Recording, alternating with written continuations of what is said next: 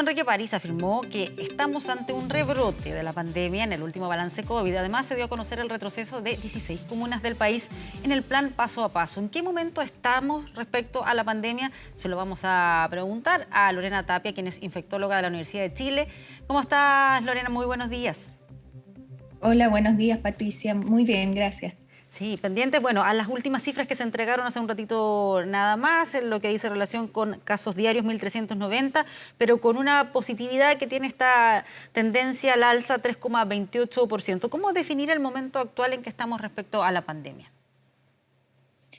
Bueno, es un momento especial, es un momento en que a diferencia de los aumentos de casos anteriores, estamos con una apertura bien importante, con medidas que la gente espero pueda mantener, pero que no tenemos que bajar la guardia. Yo creo que estamos en un minuto en que el porcentaje de vacunados es importante en nuestro país y eso es una muy buena noticia, pero en donde nosotros tenemos que seguir recordando que a pesar de la vacunación tenemos que seguir cuidándonos y seguir manteniendo las otras medidas que nos van protegiendo de los casos en general. Nosotros podríamos tener un aumento de casos, no necesariamente esos casos, y espero que así sea, esos casos van a terminar siendo graves. Si tenemos una gran cantidad de vacunados, es probable que esos casos no sean en su mayoría graves y podamos tener menos casos de gravedad, pero tenemos casos y no queremos llegar a enfermar a quienes pueden resultar gravemente enfermos. Por lo tanto, tenemos que mantener estas medidas de cuidado, de autocuidado, a pesar que todavía tenemos, o sea, ya tenemos una gran cantidad de vacunados. Claro, a ver, ahí estaba la discusión, se le preguntaba ayer al ministro París, ¿podemos hablar ya de una tercera ola? ¿Esto es un rebrote? ¿Cómo definirlo? ¿Qué criterios aplicar para tomar esas definiciones? Yo creo que en este minuto un dato fundamental, además de los casos que se puedan ir dando, es cuántos casos graves se van Ya. conociendo y se van teniendo en este minuto. Porque, como les digo, existen algunos datos en países que han tenido vacunaciones importantes donde el aumento de casos no significó mucha hospitalización. Y eso es un dato que nosotros tenemos que ir mirando en el tiempo. ¿Cómo les ha ido a aquellos pacientes que tienen vacunación con 2 dosis? ¿Cómo les ha ido a los pacientes que tienen vacunación con refuerzo? Al parecer, el refuerzo está haciendo una gran labor en la disminución de la gravedad de los pacientes adultos que ya recibieron esas dosis. Esos pacientes, existen ya algunos datos, no son todavía muy contundentes, pero pudieran significar que en los que han recibido esta tercera dosis ya o esta dosis de refuerzo, en ellos la hospitalización sigue siendo muy baja. Ya. Así que creo que además de conocer los casos, hay que analizar la gravedad de los casos. Ya, ese es un punto que le quería preguntar, porque hay muchos que a lo mejor se desilusionan un poco y dicen, bueno, estamos con altos niveles de vacunación, pero los casos nuevamente van en aumento. ¿En qué se nota o en qué cifras, en qué aspectos el impacto que tiene la vacunación en nuestro país?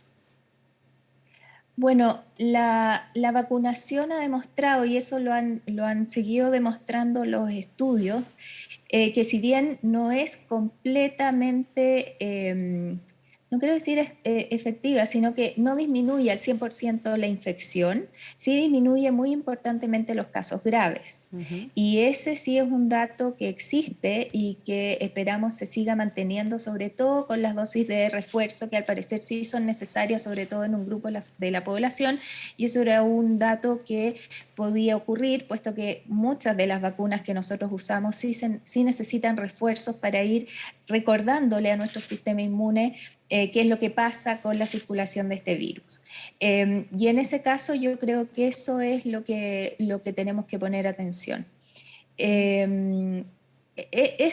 creo más que nada, la gravedad se ha visto disminuida, tenemos que ver cómo se comporta al mismo tiempo de la curva de casos, cómo se comporta la curva en hospitalizaciones y en casos graves.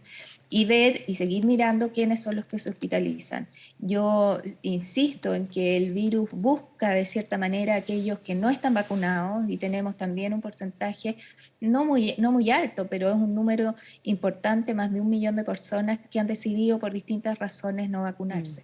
Sí, ¿qué ocurre con la cantidad de fallecidos. ¿Se puede afirmar que hay menos fallecidos, pese a que hay un aumento en el número de contagios, o todavía es demasiado pronto? Porque sabemos que requieren pasar un tiempo, una persona que lamentablemente fallece pasa un par de semanas en la UCI. ¿Es muy adelantado todavía para sacar esa conclusión o sí se puede afirmar?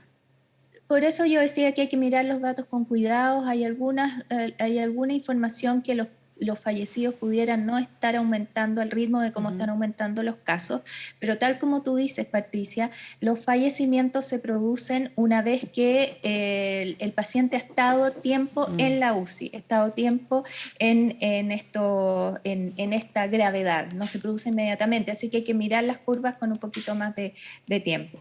Ya, para antes de sacar conclusiones. Ahora, dentro de lo que se sabe, ¿qué es lo que, o en qué circunstancias donde se están produciendo los brotes más importantes? ¿Tiene que ver con las reuniones en grupos familiares? ¿Sigue siendo ahí? Lo pregunto además porque venimos saliendo de un fin de semana largo y hay que estar atentos a cuál puede ser el impacto que tengan las cifras, lo que pasó durante estos días.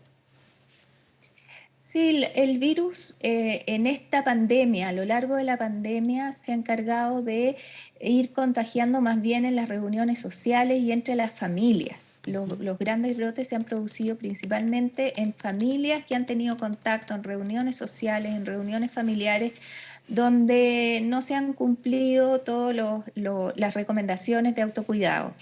Esa es la principal fuente de casos en este minuto. Más que los contagios, por ejemplo, en colegios, donde se mantiene el uso de mascarilla, distanciamiento y ventilación, ¿cierto? En las reuniones familiares o en los contactos familiares o entre amigos, muchas veces se olvidan esas medidas, se sacan las mascarillas y se olvida de ventilar y de mantener el distanciamiento. Es ahí donde se da el mayor número de casos y es ahí donde tenemos que seguir insistiendo de cuidarnos, de cuidar los aforos, de mantener el lavado de manos, el uso de mascarilla y ese tipo de medidas. Sí, quiero volver al punto que estábamos conversando sobre los pacientes que están en camas críticas. ¿Qué tanto ha ido en aumento esa cifra en comparación con el aumento de los nuevos contagios que se ha ido registrando diariamente? Yo he visto alguna información de que han aumentado los números de casos. No tengo exactamente el dato de la curva total, es decir, la pendiente de la curva, cómo va en aumento esa curva. Yo esperaría que no fuera una curva tan marcada como la del aumento de casos, pero no tengo la información precisamente de los intensivos. Yo soy pediatra, afortunadamente nosotros en niños vemos casos y afortunadamente no vemos tantos casos graves. Ya, o sea, todavía tampoco hay como un perfil de quiénes son los que están en las camas críticas. Al Ahora, en menos esta yo no etapa. tengo ese perfil. Ya. Yo al menos no tengo ese perfil. Me imagino que se está recabando esa información Ajá. también.